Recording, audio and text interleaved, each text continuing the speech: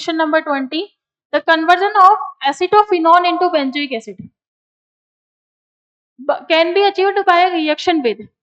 यदि हमें एसिटोफिनोन से क्या लेना है, बेंजोइक एसिड। जैसे एसिटोफिनोन आपको दिया हुआ है PSC double bond O CH3, इससे हमें क्या बनाना है, बेंजोइक एसिड बनाना है, मतलब PSC डबल बॉन्ड OH बनाना है। ठीक है, तो इस केस में हम लोग देखते हैं कि आयोडीन और सोडियम हाइड्रोक्साइड के केस में हम लोग इसको बना सकते हैं, या फिर इसको इस तरह से बना सकते हैं, sodium hydroxide NaOH by acidification.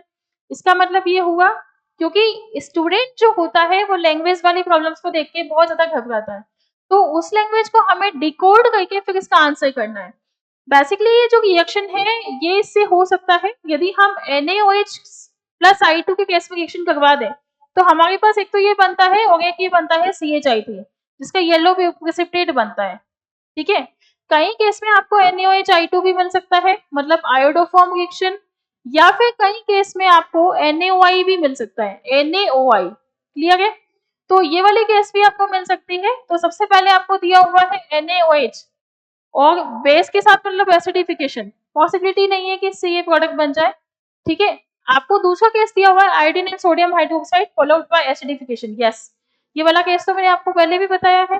ठीक है, तो ये पॉसिबल हो सकता है। दूसरा हाइड्रोक्सिल एमीन के साथ रिएक्शन, तो हाइड्रोक्सिल एमीन के केस में बनता है ऑक्सीन, ऑक्सीन बनता है। यहाँ हमें ऑक्सीन नहीं बनाना, ऑक्सीन का मतलब है कि जैसे आपने रिएक्शन करवा दी तो NOH ये प्रोडक्ट यहाँ पे बनता है, जबकि यह तो हमें बनाना ही नहीं है, हमें तो बेंजोइक एसिड बनाना है, तो ये भी पॉसिबल नहीं है। डी वाला यदि हम देखें मेटाक्लोरोपर बेंजोइक एसिड, तो ये भी पॉसिबल नहीं है, क्योंकि इसमें एक ऑक्सीजन ऐड होगा, मतलब ये वाला कंपाउंड इसमें बनता है C double bond O OCH3, ये बन जाएगा इसमें, तो ये भी पॉसिबल नहीं है।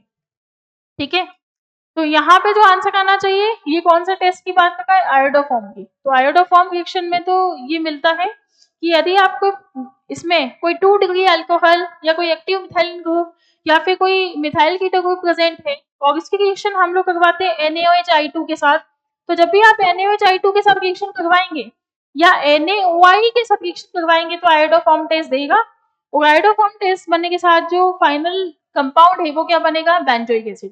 ठीक है, उसके साथ CH3 का येलो प्रेसिपिटेट बनता है, इसलिए ऑप्शन बी करेक्ट होगा।